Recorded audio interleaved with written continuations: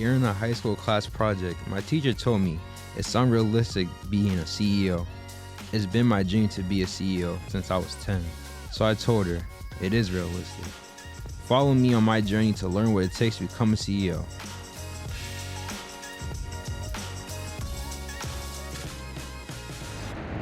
Hey guys, welcome to another episode of the Realistic CEO podcast. Today, I'm going to be interviewing Ashley Kohl. How are you doing today? I'm great, Mike. How are you? I'm doing great. So the first question I'm going to ask you is, what made you want to own your own business? I actually never thought about it growing up. My mom owned a business. I wanted to be a performer. I didn't want to own a business until it kind of was not really like an option. I knew that I had to change my life. And so I thought, well, I guess I'll just do what I love and do it on my own. So I watched my mom own a dance studio and for 19 years. And when it came time for me to leave daytime television and start my own business, she was like, I'm just going to give you what I've built and you can rebrand it and then take the reins essentially. So it kind of just fell into my lap and I'm really happy. It's been a real game changer in my life. So saying that you wanted to be a performer, how are you able to be a performer and also own your own business? How's that? Well, I've given up the dream of performing, Mike. And so now I instill that passion and love in my students. So really, and especially with this kind of business, owning a dance studio, there's the business side. So the entrepreneurship, running a business, the marketing, the grind, the long, boring work, right? But then there's the other side, which is the instilling passion and choreographing and doing all the creative stuff. So it's kind of multifaceted in that, I get to use my creative brain and instill a love of performance and dance and the performing arts in my students. But then all the work that no one really sees, right? Which is the behind the scenes running of the business. So that is what I've learned along the way. I learned how to be a business owner just by being thrown into the fire. I didn't go to school for it. I didn't learn it in classes. I just figured it out as I went along with mentors like your dad, Michael Connolly. And then the performance and all of that was just what I grew up doing my whole entire life. So that was where the passion lied. That was my why and why I do what I do. So how are you able to instill your passion into your students that work with you? That comes naturally. That is just, it's in my blood. It's who I am. It's what I've always loved. I've always loved being on stage. I love dance. I love the confidence it brings into my life, the connections it's brought me, just the way it has impacted my life. And it's hard to put into words because dance doesn't involve words. It's movement, but it's freeing and it's healing. And for me, when I teach, and that's my enthusiasm. It's what I love. So when you find what you love and you go for it, it's easy to pass that on. The business side is what I have to make sure I don't get burnt out, that I don't lose that fire and lose that why, and try to have a really good balance. So how are you able to make sure you don't lose that fire? That's what I'm always trying to figure out, because it's always a roller coaster. There's really hard times of the year during my season when I feel burnout and I feel stressed and I'm trying to juggle it and I have 2 kids and trying to do all the sports things, just the work-life balance. So that is a constant learning curve for me, is every year figuring out my mistakes, trying to figure out how do I love what I do and continue loving what I do, but also make sure I can pay the bills and run the business and continue to offer what I offer to make a difference in the world. So what has been your favorite moment about owning your own business so far? Oh my gosh. You did not give me any of these questions beforehand, so this is totally off the cuff. I would say my favorite part of owning the business is the joy that it brings to other people's lives.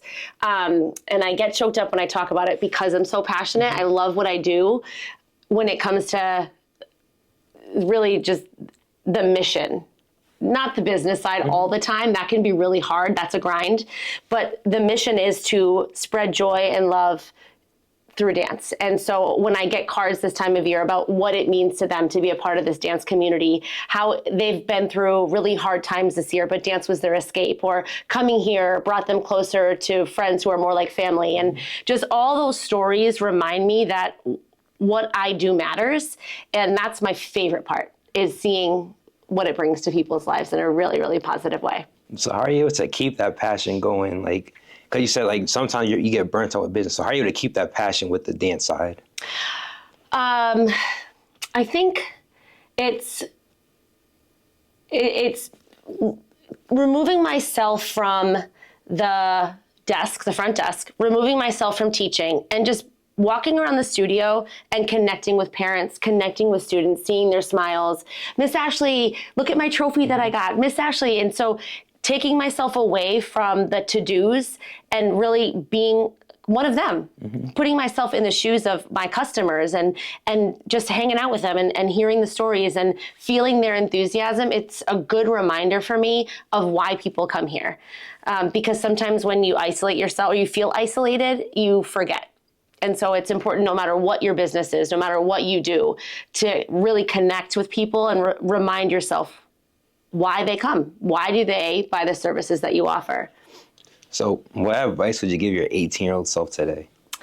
Oh, my 18-year-old self. When I was 18, I was living in New York City and I wanted to be a Britney Spears backup dancer. Thank God I didn't do that, because my life now, I have so much joy in my life. So I'm glad that dream never came true. Everything happens for a reason. What would I give? I would say have more confidence. Believe in yourself. I always loved to dance and I would go to auditions, but I always lacked confidence. I didn't think I was good enough. I was intimidated by others that were at auditions. And I just wish that at 18 years old, I knew that I had everything within me to achieve all my dreams. And I know that my 18-year-old self held back in a big way. So how were you able to find that confidence within inside of you? You know what? Here's how I found the confidence in my life. I always loved to dance, and that was something that I knew for sure. And I know that for the rest of my life, that will be a part of my life. When I got into television, I went to an audition for a TV show, and there were a lot of people who auditioned. And in my head, the lack of confidence was, you're not going to get this job. You don't even know what you're doing. You just like to be on stage. And through all the rounds of auditions, I kept making the cut. And I remember being like, wow. And then when I got the job, I won. I was like, it's that like realization that you can do it. And sometimes words aren't enough. People will tell you and tell you and tell you. It doesn't change how you feel about yourself, right? You have to actually do it and have something great happen to you to realize that you're capable. And then when I first got on TV, I was super nervous. And then the more you realize that who you are is enough. What I bring into this world, I don't have to be like anyone else. I don't have to try to be like the person that was on TV before me. I just have to be myself. And when I realized that, and I didn't have to try so hard to be anything but me, and people really responded well to the TV show and to who I was, everything changed. I was like, I can go on TV and be myself and people like me. And that's cool. So like when you first went on TV and you saying like you're kind of nervous, how are you able to make sure that you're like able to stay locked in so that you weren't like showing it?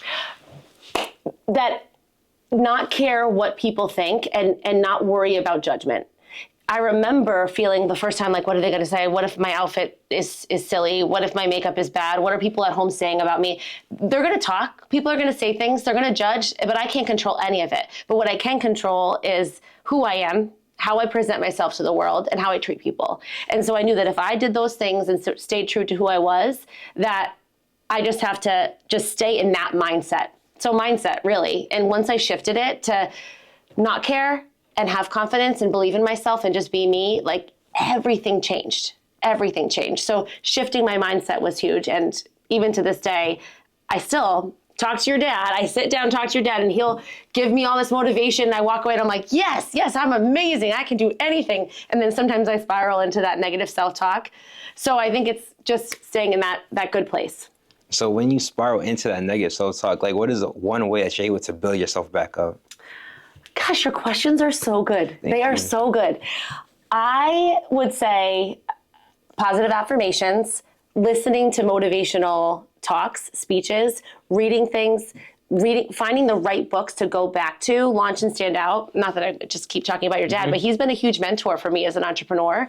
But certain books that you go back to and you read them and they remind you why you do what you do, that you have value, that what you bring to this world is special and unique, and just kind of going back to the words that help you get where you are. That's what helps me. And just remembering that I'm worthy of everything I dream of. So for somebody that is looking for a mentor, what's a good way to make sure you can find a mentor for yourself?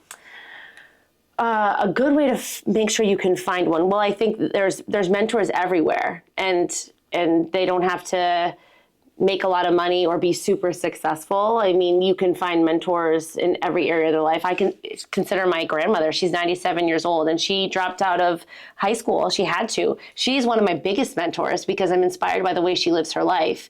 So I think a mentor isn't always someone that you see on TV or on stages. It's someone that you respect and really look up to for the way they live their life. So in terms of finding the right one for you, I think it's finding the person that inspires you, that motivates you, and then really looking for someone that is in the same industry, whether it's entrepreneurship or a dance studio or a salon, finding someone that is doing things in a certain way in the industry that you want to pursue, and then really seeing if you can go under their wing.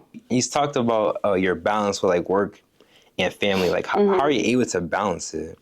A village of love. I'm balancing it with people that I rely on, asking for help, delegating. If someone says, is there anything I can do to help? I used to say, no, I got it. The reality is I don't. So is saying, yes, could you do this project? People want to help. People want to support you, the people that love you and are in your circle. So I've gotten much better, and I still have a lot of growing to do, but I've gotten much better at asking for help and leaning on the people who love me. So how are you able to ask for help more, maybe being a kind of I just can do it myself type of person? Knowing that people want to. Really trusting that people want to be a part of, whether it's Ohana, this dream, or be a part of my kids' lives, or, just be supportive. It makes people happy to support and be there for others. So just trusting that. And then I also am willing to help whenever I can. So it's just this constant give and take of supporting one another. Owning your own studio, how are you able to become a leader for the people around you? Owning a dance studio is multifaceted. There's so many different parts to it. But the most important thing for me is making sure that I am always bringing positive energy. As a leader, as the owner of the studio, I set the tone. I'm responsible for the energy here. I'm responsible for the culture. I know everyone comes here and brings their own vibes and all of that, but I know that I can squash any negative energy that walks through the door. I can handle situations in the way that I feel is the right way. So just knowing that I am bringing positive energy and that will trickle down and everyone will feel that, that's the most important thing to me as a leader. So how are you able to bring up people when they might not come in with positive energy on a day? Just reminding them about what this place means. So the expectation, everyone knows the expectation. It's on the wall over there. Everywhere you go, there's positive messages. That everyone knows that when you come to Ohana, it's peace, it's love, it's good vibes, it's happiness, it's joy, it's support, it's being there for one another, it's lifting others up. That's the expectation. Everyone knows that. And so if you come there really is such a family community here. And so, we're allowed to have bad days. We're human, right? You can't walk in here with a smile plastered on your face if you had a bad day. Sometimes you got to bring in the funk, and that's okay. But just hoping that everyone leaves a little bit happier than when they came in. So how are you able to make sure that when you might have a bad day, how are you able to make sure that everybody else around you stays positive? Yeah, because there are days that definitely, especially this time of year when I'm stressed and everyone's excited and I'm like, I'm not excited. I have a to-do list a mile long. I'm not excited. But I check myself, I'll just go in the basement and just take a deep breath. But I try to never let that show. And that's sometimes really hard. But again, back to leadership is my responsibility is to set the tone for many, many people and make sure that I always practice what I preach. So how are you able to make sure that you're able to build a team around you that it feels comfortable enough to open up to you? That's a good question. Finding a team is not easy, especially when the world is heavy. Life is hard in many ways. Financially, it's hard.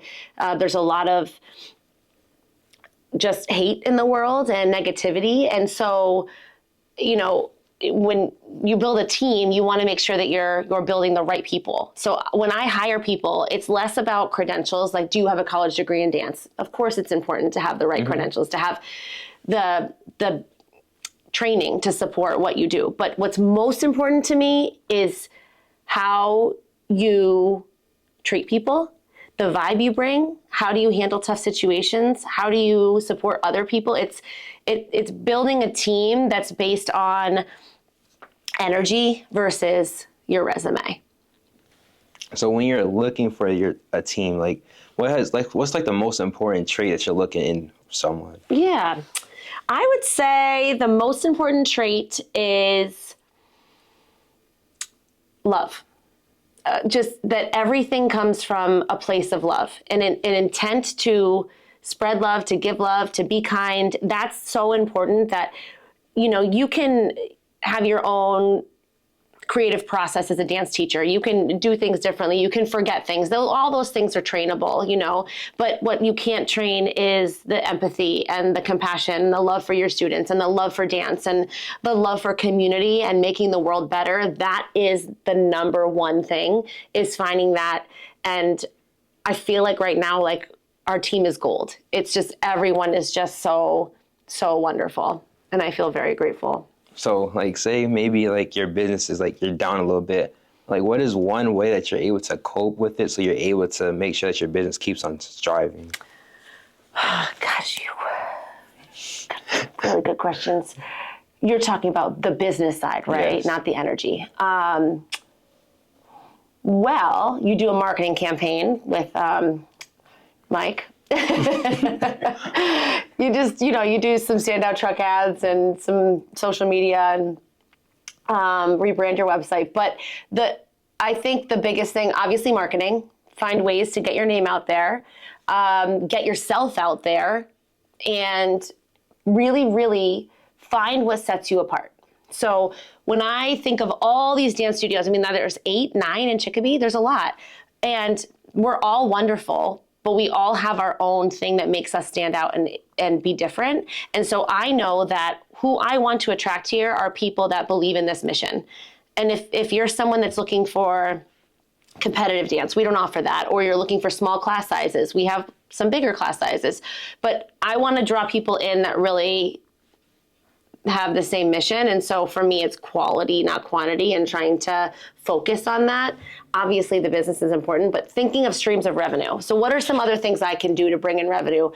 Offer events, have birthday parties, buy some more merch to sell, just thinking of different ways to bring in money. Thankfully, I believe that if you stay true to who you are and you remember your why, the money will come. The money comes when you do have to put in a lot of work, obviously, but the most important thing is just really sticking with your mission and never straying from that, and the business will come. When I first started, I was lucky because I left television and everyone's like, what are you doing? So the best way to get the word out was just all these people that watch TV and were like, where's she going now? I'm opening a dance studio. What's it called? So I actually got a lot of new students from that, which was a blessing. And people thankfully trusted me because I was in their living room for 6 years on TV. So it felt like a really lucky transition for me. And then from there, I did have to do some marketing, and I've always, kind of leaned on your dad for marketing. What are ways I can get the word out? How can I spread the word? I've never had to do a ton. It's kind of been word of mouth. So people tell their friends, they tell people, and that has been really the biggest, I guess, way that I've brought in new business. So from transitioning from being on TV to kind of owning your own business, what has been like the biggest thing you're able to take away from TV to now?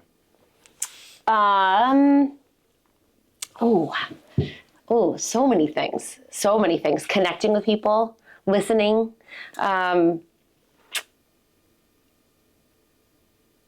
I can put fake eyelashes on like real quick now, like real fast. Do my hair real quick.